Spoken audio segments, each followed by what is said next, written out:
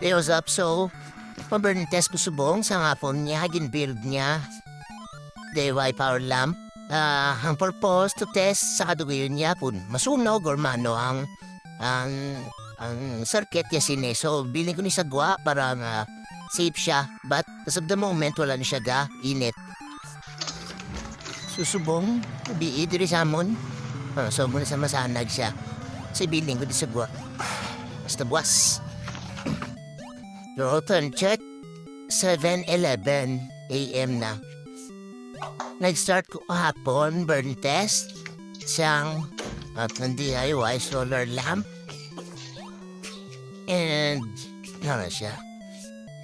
Yung sige, yung sa gihapon.